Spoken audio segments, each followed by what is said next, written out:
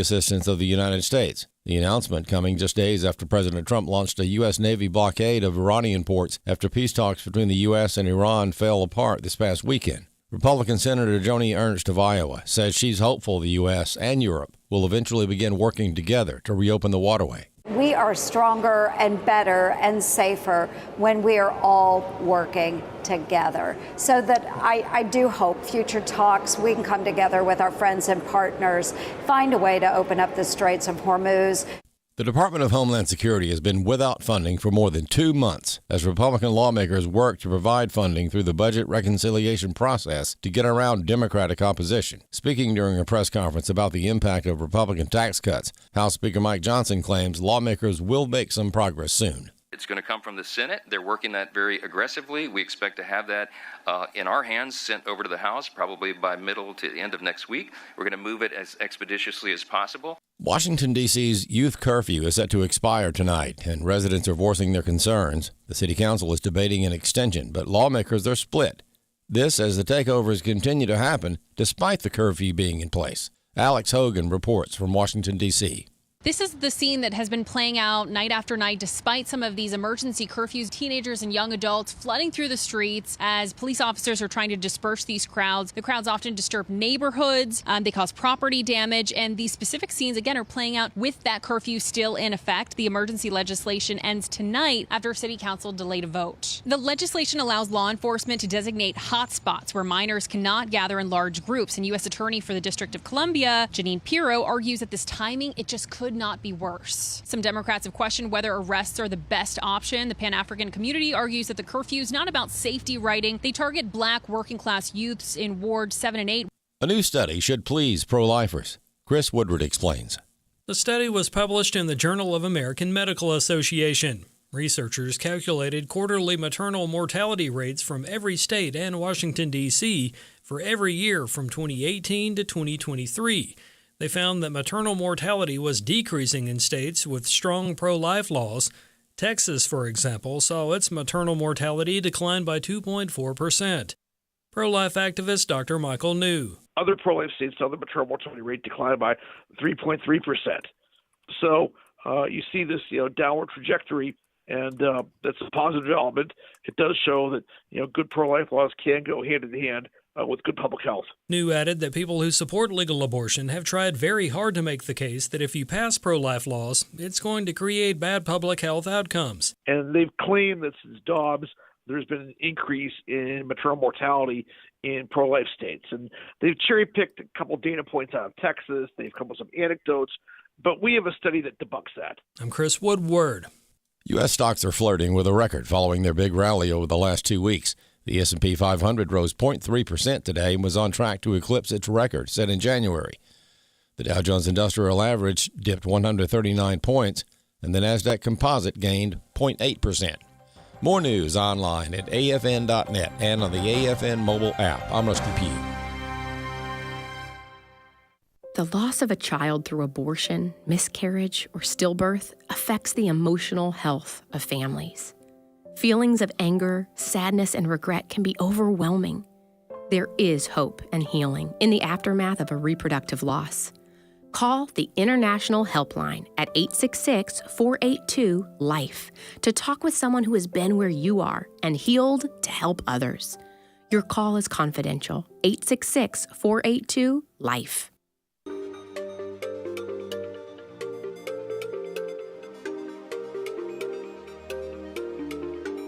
We inform. Religious freedom is about people of faith being able to live out their faith, live out their convictions, no matter where they are. We equip. Sacred honor is the courage to speak truth, to live out your free speech. We also rejoice in our sufferings because we know that suffering produces perseverance, perseverance, character, and character, hope. This is At the Core on American Family Radio. Welcome to The Core here on American Family Radio. Glad to have you with us on this edition of At the Core. Walker Wildmon here with you. The show's hosted each week by myself and Rick Green, America's Constitution coach.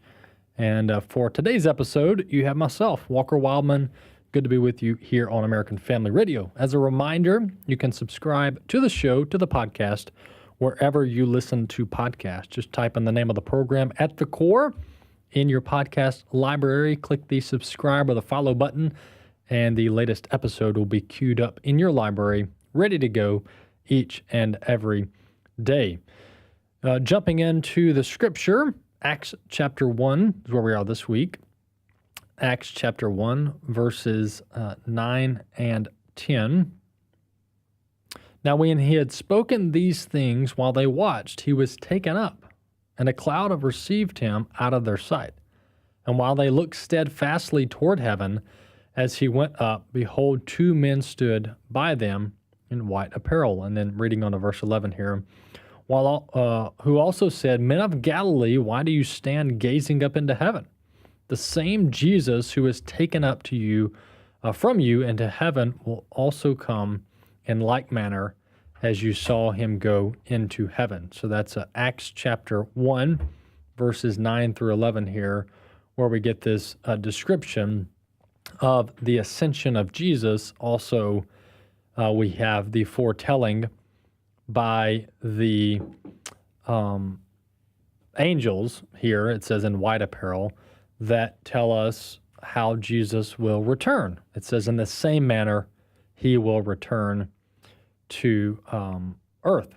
And so that's how we get the theology and the belief that Jesus will come and return to earth in the same manner in which he departed and ascended into heaven. Acts chapter 1, verses 9 through 11. Well, the Iran conflict has at least temporarily eased since the announced 2-week ceasefire and then the following negotiations that took place last weekend in Islamabad, Pakistan, that obviously didn't produce lasting results, at least any kind of quote-unquote deal. But nonetheless, the missiles have stopped. The U.S. and Israel, for the time being, are no longer bombing Iran. And so the kinetic warfare has ceased, at least for the time being. Once again, this is an ever-changing environment. We could come back on the air next week, and we're back in a heated conflict, kinetic war with Iran. You just don't know. Only the president knows what the plans are, at least for the short term.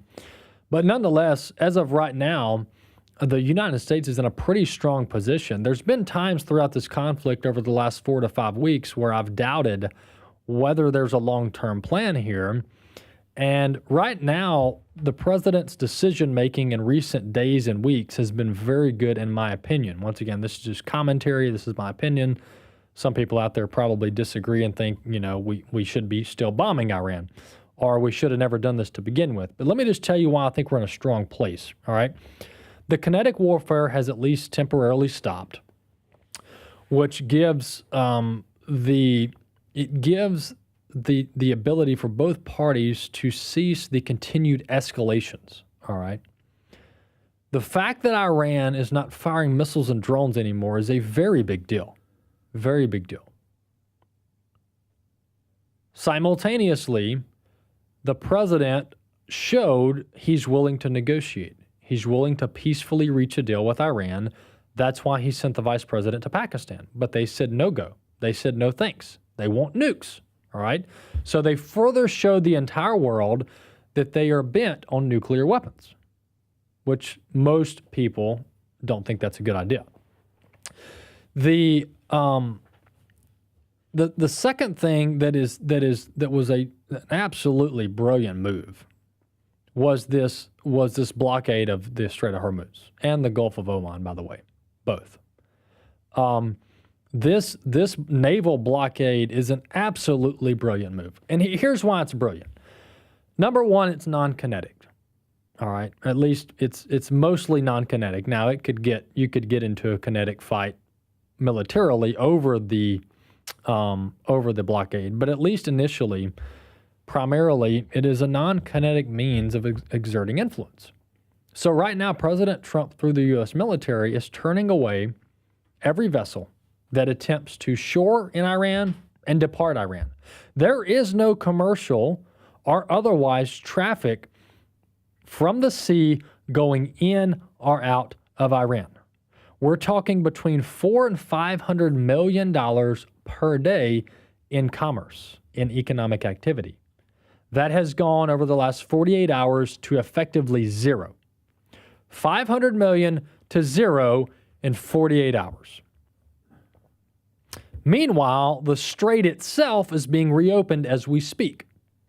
We're going from dozens to now hundreds of tankers and other cargo containers passing through the Strait of Hormuz.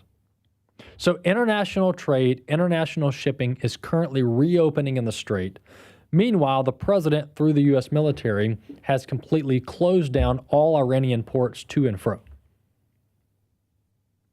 And once again, no bombs involved, no airplanes involved, no boots on the ground involved. Absolutely brilliant move. No Tomahawk missiles being launched, etc. Meanwhile, Iran's not firing a shot. And so the estimates are that Iran can go roughly 10 to 14 days on holding oil exports before their wells start running into serious problems. All of their infrastructure in 10 to 14 days is going to start having serious issues if they can't get that oil out of Iran. And oil makes up probably 2/3 of that economic activity I just mentioned. Because just Karg Island alone, you're looking at $300 million a day out of the $500 million total. So this is no doubt going to drain Iran dry economically. And this is a country that is already struggling. They have already been struggling in the years leading up to this. And so I think it has the potential to really probably either bring Iran back to the negotiating table, or at a minimum, it has the potential to drain their military dry of funds. Because once again, Iran is a terrorist state. They use all of this economic activity to prop up the military, to prop up the missile program, prop up the nuclear program. And meanwhile, President Trump says, look, hey, we're locked and loaded. We can go back to kinetic if we need to. But right now, we're not allowing ships in or out of Iranian ports. Meanwhile, the Strait of Hormuz reopens. Getting the strait back open to international traffic is a very, very big deal. Meanwhile, I can tell you who hasn't been very helpful here, and that is NATO. NATO has been an unmitigated disaster on multiple fronts, specifically within this conflict. And it's not as if they've taken this neutral, nonpartisan, we don't want to pick a side stance. They've been actually anti-America in some of their statements and in some of their actions, and we're going to talk about that. But let's play President Trump's assessment of NATO here in clip 1. Well, they're coming up. They're going to be coming up. But I'm very disappointed in NATO. They didn't do that. They weren't there for us. We pay trillions of dollars for NATO, and they weren't there for us.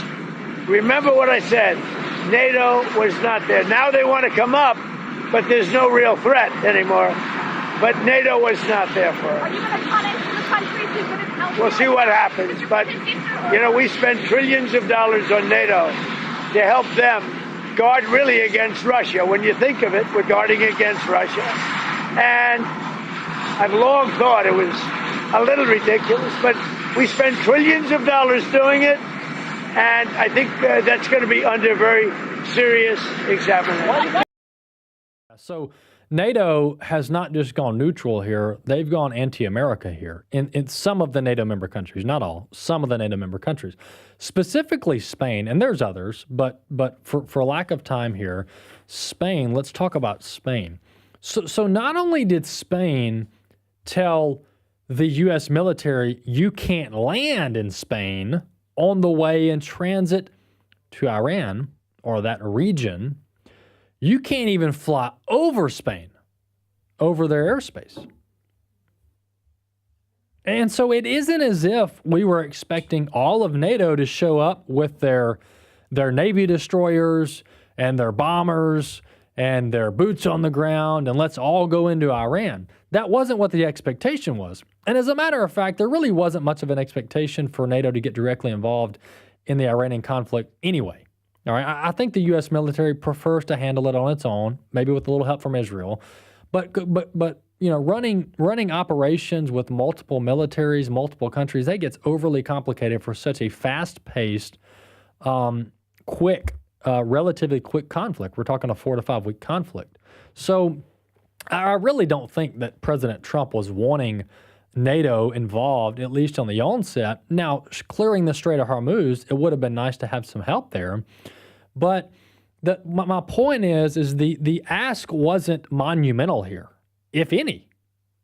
We were just trying to fill up our aircraft on the ground, transiting Europe on the way to the Middle East, and Spain said no go. They said no thanks. You're not even landing here. Matter of fact, you can't even fly over Spain. So we were having our entire fleet of tankers and aircraft and everything else. We were having to do this zigzagging around Europe, avoiding airspace that these NATO member countries said, no, you can't come to. You can't fly over here. And so it's very disappointing and frustrating and raises a question, what are we doing in NATO here? All right? Let's compare it to Ukraine. Ukraine, number one, is not a NATO member country. But we're acting like it is, and we funded it like it was. Ukraine is not a NATO member country, and we were there for them, for better or worse. And I actually criticized it the whole way going, but we were there for Ukraine. Now there's actually investigations and questions into a lot of fraud and kickbacks and money laundering involved with Ukrainian funds. Nonetheless, we were there for Ukraine. For better or worse, we were there for Ukraine. Billions of dollars, over $100 billion in hard cash, and other billions of dollars in military equipment. With the U.S. stamp on it, we sent it to Ukraine. Not even a NATO member country, but because there are NATO interests at stake. And the Ukraine, folks, if you want to talk about what's a threat to America and what's not, the Ukraine conflict with Russia is probably one of the farthest things away from us, not just geographically, but the effect on us, on the U.S., I mean, very minimal here. The actual NATO member countries in Western Europe were the ones that ought to be concerned.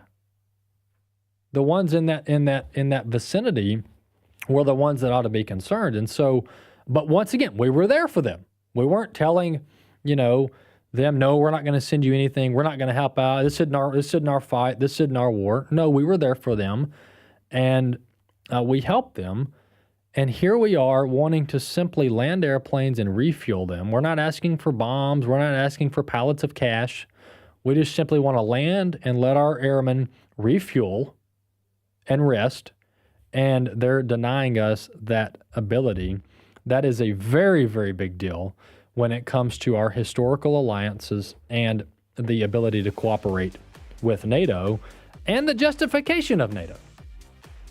And what's so just shocking, once again, this is all historically speaking, what's so shocking to me is if you would have told people 30 years ago or 50 years ago that Saudi Arabia, Qatar, UAE, Kuwait, and others in that region, Egypt, Jordan, that they would be more helpful, more friendly, more cooperative from an economic and military standpoint than most of Europe, you would have been told you were crazy, you're speaking nonsense.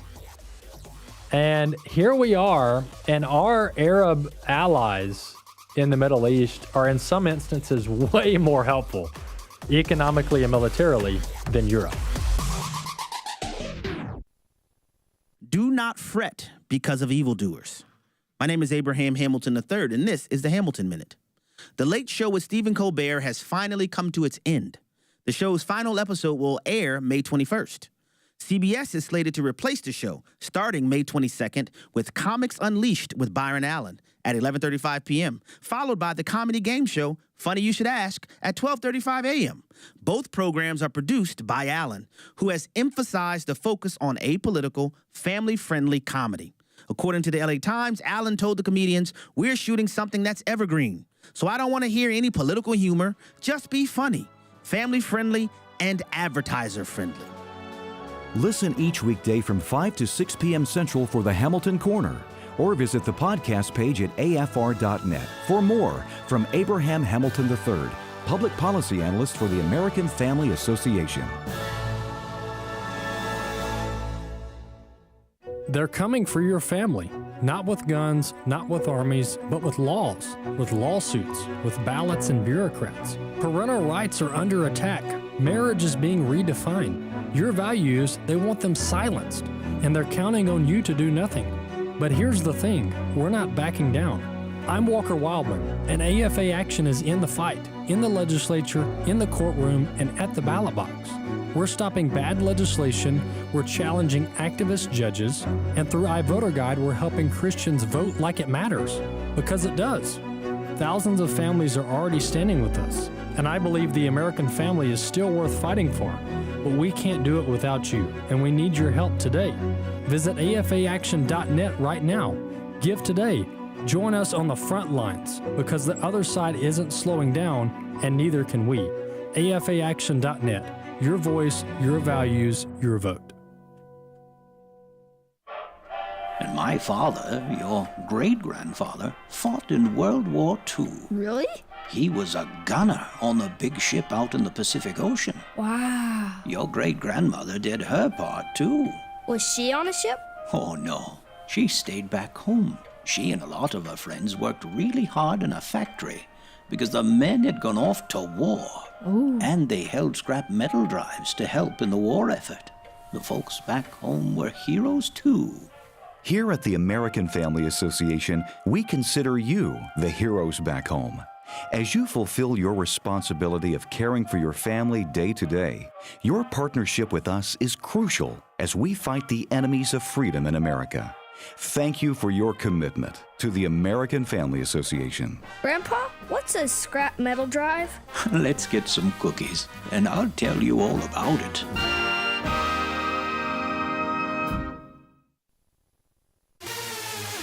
At the Core podcasts are available at afr.net. Now, back to At the Core on American Family Radio. Welcome back to The Core here on American Family Radio. Glad to have you with us on this second segment of today's episode here on American Family Radio. AFR.net is the URL. Well, joining us now is Alex Adams. Alex is Assistant Secretary for Family Support within the Administration of Children and Families over at the Department of Homeland Health and Human Services, rather, not Homeland Security, same acronym, but HHS. Alex is with us. Alex Adams, once again, is with us. Alex, welcome to the program. Glad to be here. Thanks for having me. Well, Alex, there's a rule that was put forth by Biden that since the Trump administration and HHS has since moved to rescind, the comment period on it closed on the 6th of this month. And so this is a very trending news topic, if you will, when it comes to your efforts and the efforts of HHS to rescind some of the Biden-era rules that they put forth that were horrendous on multiple levels that we can talk about. But before we do, let's give us our audience a little bit of background or a little bit of context into specifically this rule on foster care placement that Biden put forth and actually put into place that you guys are working on pulling back. Yeah, well, first things first, I'll start at the beginning. Nationwide, we have too few foster families. If we have 100 kids coming into the foster care system today, we only have 57 homes to care for them. We can do better, and we must do better. It's not just numbers on a piece of paper either. When we don't have enough homes for children, those children get placed in government offices, if you can believe it. They get placed in Airbnbs. They get placed in hotels, just locations that are not conducive to child rearing. They're not conducive to the stable, loving relationships that many of us and many of your listeners were fortunate to grow up with. So we have to be very intentional about the policies we put in place and the message that they send to prospective foster parents. The Biden administration had adopted a rule called designated placements, where it had basically states we're going to have to segment foster families into those that they considered, LGBTQ friendly and those who by default were not. Sent the wrong message.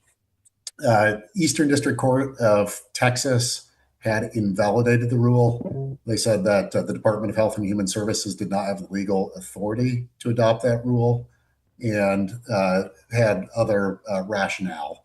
So that designated placement rule from the Biden administration is sitting on the books. It's just cluttering the books because it has no legal force and effect. But by sitting on the books, it sends the wrong message. It creates the perception that prospective foster parents might get segmented into different categories. And why that's important is, like I said, we already have a national shortage of foster families, 57 for every 100 kids coming in. The most likely family that's going to raise their hand and volunteer and run towards the foster care system is families of faith. Yes. Families with sincerely held religious beliefs and moral convictions.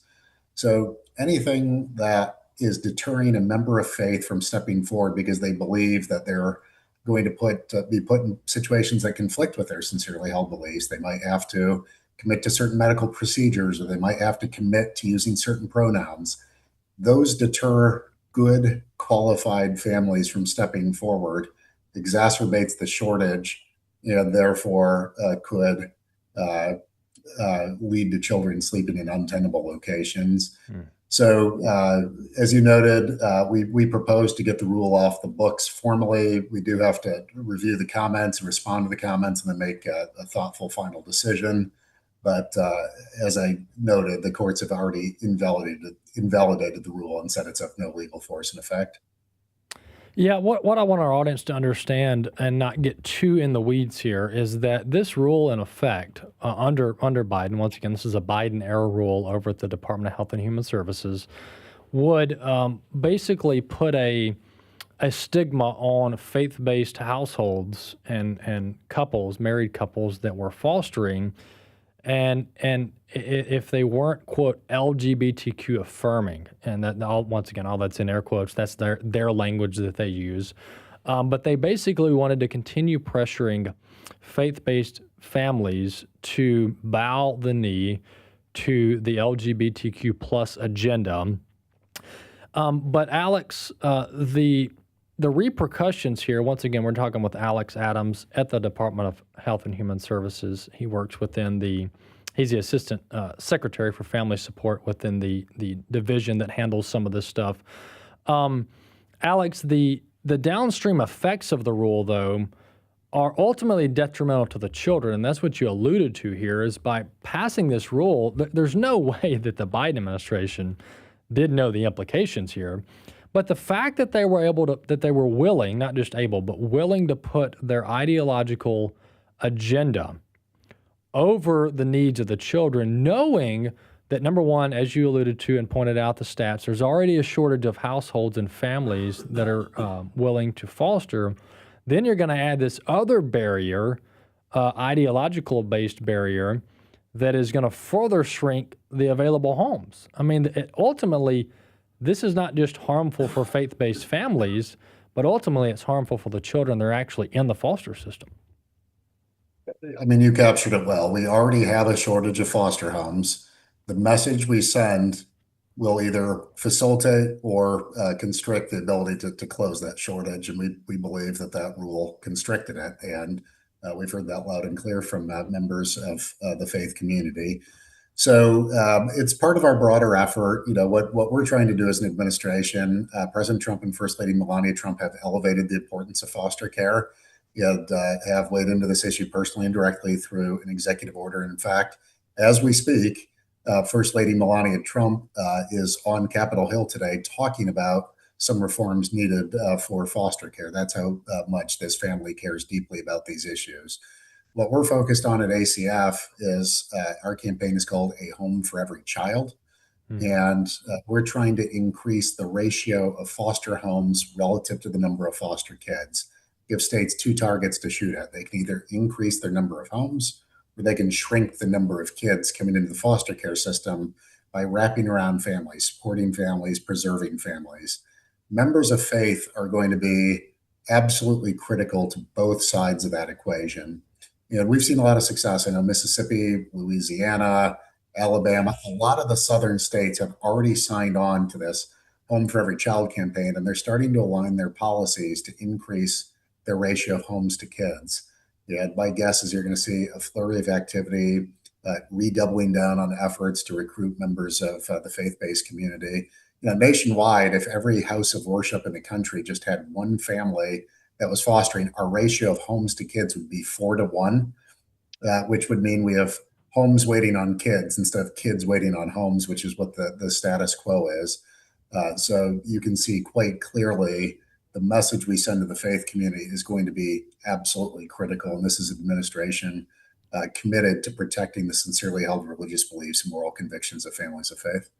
Yeah, this hand-in-hand partnership that you're talking about between the Department of Health and Human Services and obviously the entire Trump administration with the First Lady making this a priority, working hand in hand and being on the same page is critical. And I think success, according to the stat you just mentioned, for example, if every church would have at least one family willing to foster, those are very attainable goals. This is not lofty, far-fetched dreamland goals here, but you can't have a hostile federal government in the way. And that's what was happening under President Biden, and it's an utter shame. And the setback here, speaking of the setback, the time frame here, what timeline are we looking at on the rule? I mean, the comment period just closed, but when can you put this one officially in the history books? Under federal law and the Administrative Procedures Act, we do have to consider the merits of each comment and be responsive to the merits of those. So I don't want to shortchange the notice and comment period. I don't the response to it. I'm hoping in the very near future we will have a final rule that has properly considered and responded to each of those. But your listeners can feel confident in the meantime. A court has already invalidated it, so the rule has no force and effect. There's no federal enforcement. In fact, to the contrary, we've sent letters to 13 states that we believe at the state level have imposed licensing restrictions on foster families that were constricting families of faith. You guys are fortunate. You're blessed to live in a state that has not made those mistakes that some of our Northeastern counterparts have made. But, always remain vigilant. Yeah, absolutely. Once again, we're talking just a couple minutes left. We've got Alex Adams with us, Assistant Secretary for Family Support within the Administration of Children and Families over at HHS, Department of Health and Human Services. Alex, last question. We've got about 3 or 4 minutes left.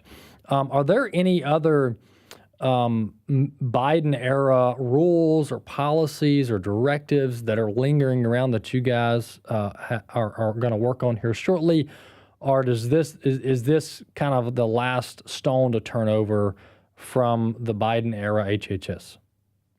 Well, one of my priorities as Assistant Secretary is clearing out all of the gunk and regulations and sub-regulations. So I came from the state level. At the state level, I had pioneered something called zero-based regulation, where you start with the presumption none of your regulations or guidance documents are necessary until proven otherwise. So basically, we have taken, like I said, I wanted a regulatory bonfire. In the 6 months I've been here, we've gotten rid of 74% of all guidance documents. And we've just published our 5th deregulatory document. I think we've already gotten rid of 30% of all of our regulations. So no, this rule alone is not the edge of the universe of what we're focused on.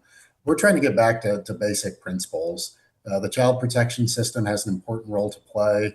The best foster care system is one that's not needed. Let's wrap around families. Let's provide prevention. But when it is needed, let's have stable, loving families able to take care of them. Anything that's standing in the way of that, you can rest assured is on our radar screen, and we're going to take a look at. And in the final minute, I would be remiss if I didn't thank your state, Mississippi, for the partnership.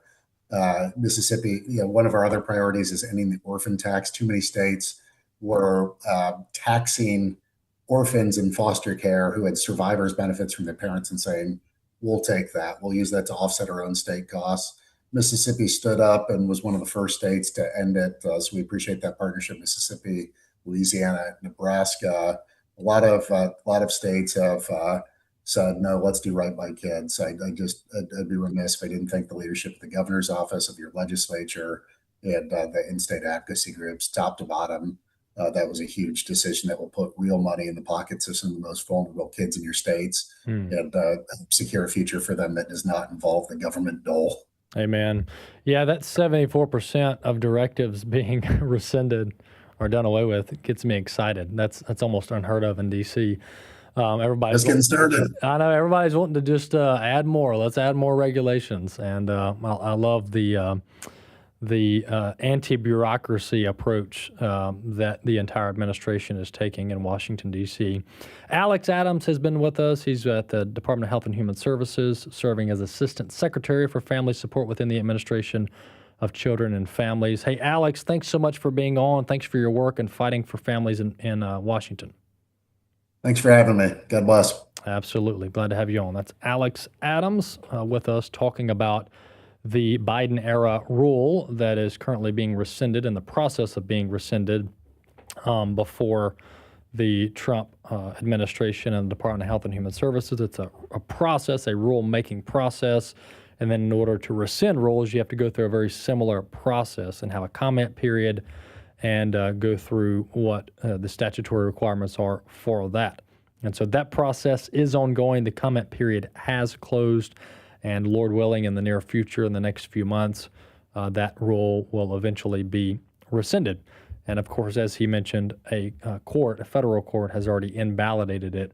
So it's just on the books, so to speak, and they're attempting to get it off the books. That's the latest in Washington, D.C. And these, there's no reason we should overcomplicate or place these left-wing ideological standards on foster care. I mean, there's the whole side that the LGBT agenda is wrong. It's promoting sin, unhealthy lifestyles, unnatural. That's just broadly speaking. But how wicked do you have to be to then insert this into a system like foster care? I mean, to show how idolized this homosexual and transgender agenda has become, this is not the talking point that they gave before Oberg fell in 2015. Live and let live. This is about two consenting adults making their own decisions. I mean, all these, as we know, fake talking points that were meant to mislead. But this movement, this wicked movement, is meddling around in things like foster care and adoption and wanting to place a stigma on faith-based adoption and foster care and then prioritize these two dudes or two gals wanting to foster. And this is totally messed up. The data is not there.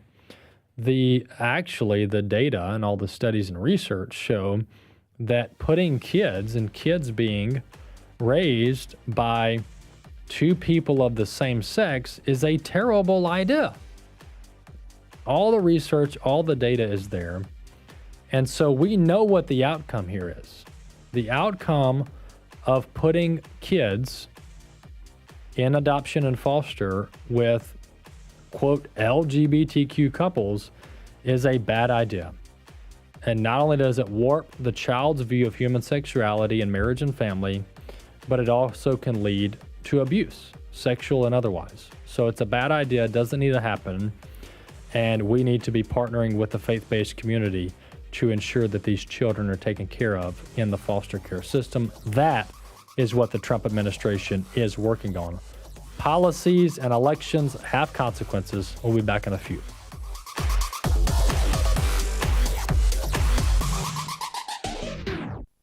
As we watch world events unfold and fulfill Scripture, it's hard to believe anyone could doubt God and His Word are real. And yet there are so many who either question or completely refuse to believe it. The God Who Speaks is a 90-minute documentary that hits the doubt head-on with evidence that proves God is real and His Word is the ultimate authority. Watch it anytime and invite others to watch with you. Just visit stream.afa.net. That's stream.afa.net. The American Family Association's mission is to inform, equip, and activate individuals to strengthen the moral foundations of our culture. We also support the church. Our goal is to be a leading organization in biblical worldview training for cultural transformation. AFA believes that all men and women, whether in private or public, should be free to exercise their faith without hindrance from the government. Thank you for standing with the American Family Association. What if healthcare could be more than bills and bureaucracy? What if it could reflect faith, foster community, and offer spiritual support? At Redeem HealthShare Ministry, the mission goes beyond medical bills. It's about honoring Christ and embracing healthcare that aligns with Christian values. Redeem members share medical expenses through monthly contributions, supporting one another in a Christ-centered community. It's not insurance, it's believers helping believers through financial support and prayer.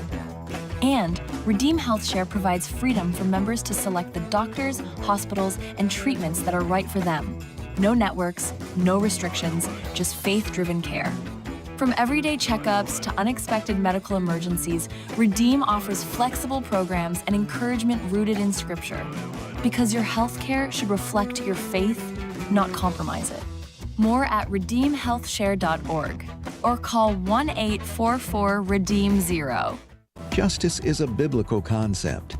As followers of Jesus Christ, it's crucial that we get our understanding of justice from Scripture, not from culture. The sum total of all things justice from God's standpoint begins with a fundamental understanding of the Imago Dei. When we cultivate within our own hearts and within our own families the reality that every single person is made in the image of God. In the AFA Cultural Institute video, Justice Begins at Home, Abraham Hamilton III encourages families to teach and uphold the biblical definition of justice and explains what that responsibility requires of parents. A biblical understanding of justice, it has to start at the home, because we cannot expect the world to infuse our offspring and to cultivate within the culture of our homes, our families, our churches, a biblical view of these realities.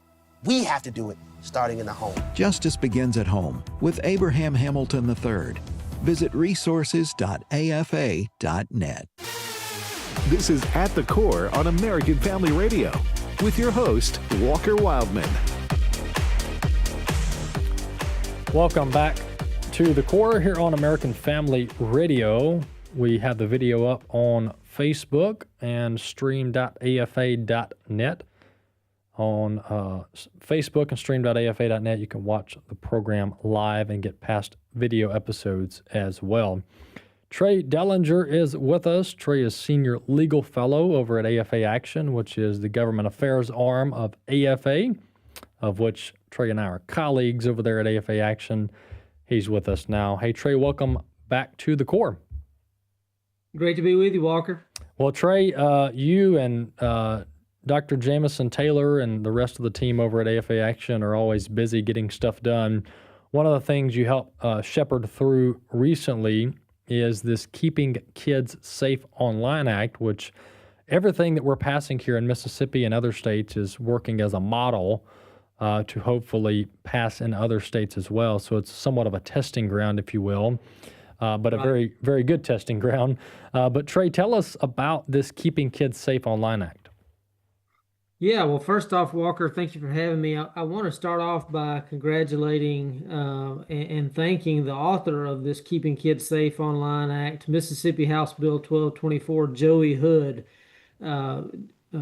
Representative Hood is the chairman of the House Judiciary Aid Committee, and the chairman of committees play a very important role in the legislative process. As you and most of your listeners know, a bill is not going to get out of committee without the chairman being in favor of that bill. These chairmen wield enormous power. And for a chairman of the committee to author a bill and sponsor it really gives a boost to any legislation that you're trying to do. And so Chairman Hood reached out to us at the beginning of the session and said that a number of his constituents were reaching out to him concerned about their kids and their grandkids. They're hearing more and more about threats from social media, and he wanted to do something about it. And he wanted us to explore some good, solid, constitutional, enforceable ways to pass legislation that would help keep kids safe online. And then I also want to thank Senator Bryce Wiggins, who led the effort on this bill in the Senate. He's the chairman of the companion committee in the Senate, Judiciary A. Senator Wiggins was really a champion for us over there. Without the leadership of those two guys, this wouldn't have happened. Having been chief of staff as for the Mississippi Speaker of the House, Philip Gunn, I really understand how key it is to have legislative leaders like that and committee chairmen who are dedicated to doing something good for their constituents back home. And their commitment to keeping kids safe online is absolutely key. This would not have happened without them. So Representative Hood came to me at the beginning of the session and wanted a solution. We looked at a number of different designs for the bill, and ultimately settled on a design that was based in large part on a legal framework that had given rise to a verdict back in March, a landmark verdict, the largest of its kind ever in New Mexico, and it was followed the next day, within that same week, by another significant verdict in the state of California. So we looked at the legal framework that both of those states had used to bring these social media companies to account for the harms that they're doing to children, and we used that same legal framework to craft this legislation and did it very carefully. The New Mexico case, a jury in that case rendered a $375 million verdict against Facebook for the harms they had done to New Mexico kids. And then in the California case, it was a $6 million verdict for a single plaintiff. There was a young lady that was known just by the initials KGM, and they referred to her as Kaylee during the trial. She testified to the harms, the psychological harms, and severe emotional distress and difficulties that she had had in her teenage years because of being addicted to these addictive social media platforms. And the jury in the California case awarded $3 million in actual damages and an additional $3 million in punitive damages for a total of $6 million. This is very significant because a damage award that large for one plaintiff, coupled with the New Mexico verdict of $375 million, which represented $10,000 each for 37,500 plaintiffs. Verdicts these large really get the attention of these social media companies, and we wanted to be able to use that same framework to try to drive legislation in Mississippi.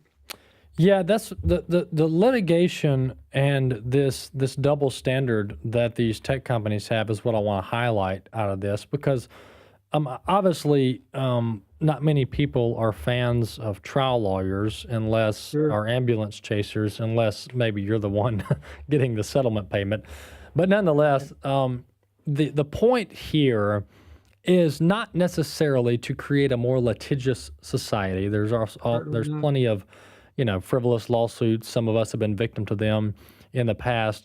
The point here is to force these companies to be accountable to the consumers and to the markets. And in the past, Trey, they haven't been. They've been exempt in the vast majority of circumstances under Section 230 of federal statute. They've been leaning on that to not have to offer a good product and be held accountable. But every other industry under the sun, whether it's the energy industry, whether it's retail, whatever we're talking about, whether it's auto manufacturers, they all have to make sure and ask the question, is this product safe for the public? Is it safe for consumers? We have vehicle recalls every day because an airbag doesn't deploy or the headlights go out, etc. But tech, on the other hand, they've been in this kind of bubble where they can just do whatever they want, and it doesn't matter whether it harms consumers or not. So talk about that and how what we're trying to do here is not create this litigious society, but mainly just make these companies be held accountable to their products.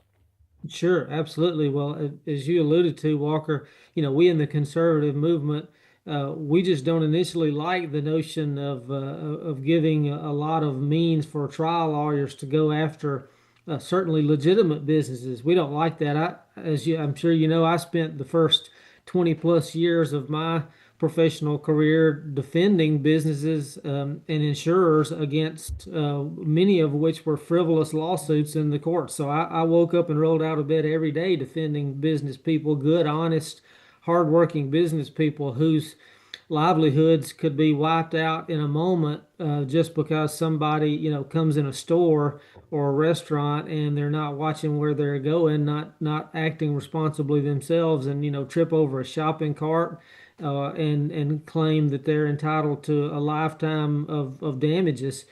So there are a lot of frivolous lawsuits against like that harm legitimate, upstanding business people. I want people to understand that what these tech companies are doing to kids is far, far outside of the category of what you would consider to be a legitimate, honest business in the community. The allegations that were brought forward and the proof that was brought forward in the New Mexico case detailed how these social media platforms are vectors for child rape, for human trafficking, and for child pornography. And if any of your listeners were to read the 300+ page complaint from the New Mexico case, they would see that these are not legitimate businesses. These are in a different category. The New Mexico AG's office, they did a great job of doing this investigation. It was an investigation that took many years. What they did was they created a Facebook account of a fictional character that they called Issa B.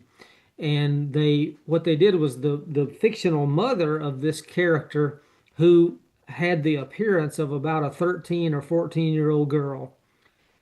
The fictional mother, created a Facebook account.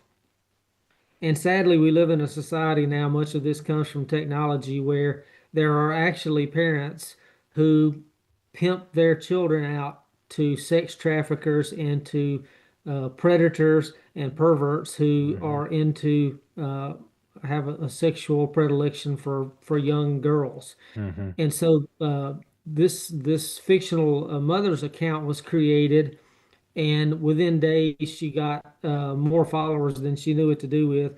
And then the fictional daughter created her own account and claimed that she was an adult. It claimed she was 20 or 21 years old, which is an adult in New Mexico.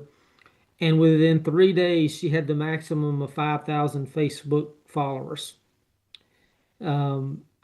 And the comment strings that are on these fictional characters' Facebook profiles would absolutely disgust you and revolt you.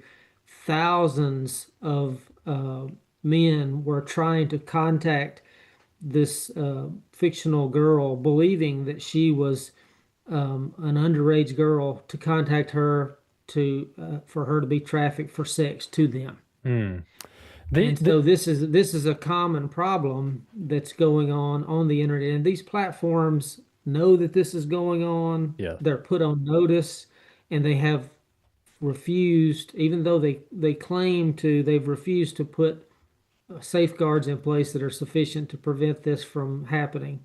This is happening to real kids in real life, and it has to be stopped. Yeah.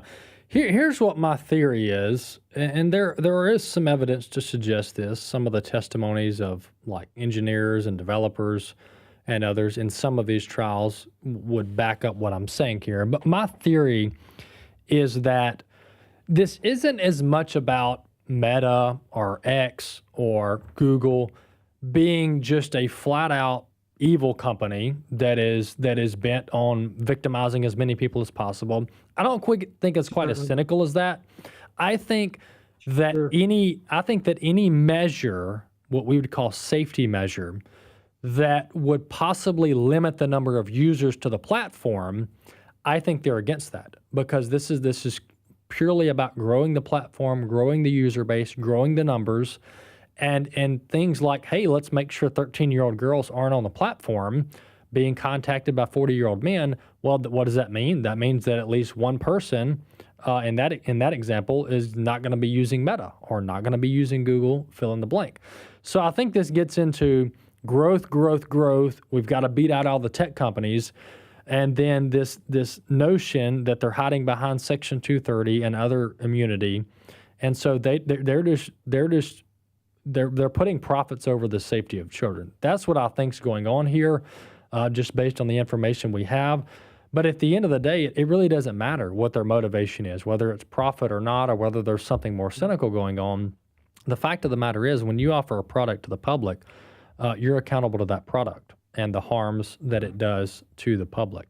Let me ask you one more question. We've got about 2 minutes left, Trey. What made these cases different in New Mexico and California and Los Angeles? Because people and litigants have been trying to kind of breach this immunity barrier with big tech, and they failed. For years they failed. Right. But finally these cases got through to a jury. So explain that, please. Sure. The key difference is most of the former state laws and litigation cases that have been brought against these companies were based on the content that was on the platform, the harmful content. But the legal theory behind these cases and the legal theory that we incorporated into the Keeping Kids Safe Online Act was to go after the design of the platforms themselves. And because once you attack the design of the platforms themselves, the addictive algorithmic design of the platforms, Section 230 does not insulate companies from defective designs of products.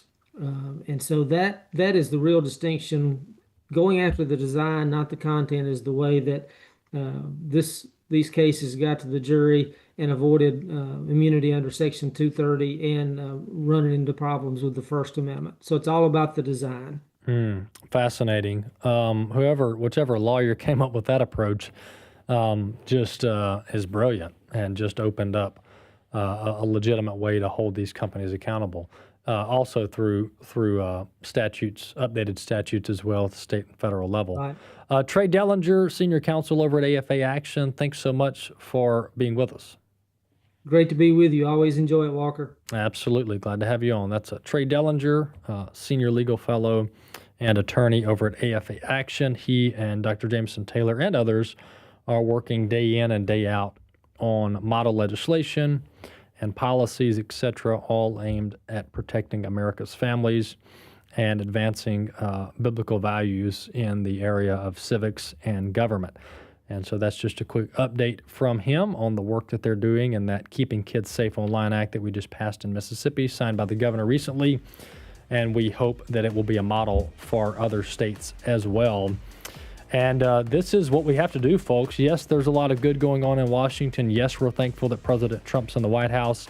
But simultaneously, we cannot keep our eye off the fact that states and localities are where a lot of the major moves are from a policy standpoint that affect our everyday life. So we have to continue pushing conservative policies, legislation, judicial rulings at the state and local level to keep moving the ball in the right direction. That's what we're doing over at AFA Action. You can check out our work at afaaction.net. Thanks so much for being on the program with us today.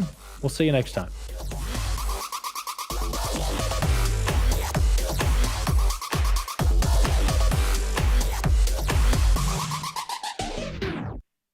The views and opinions expressed in this broadcast may not necessarily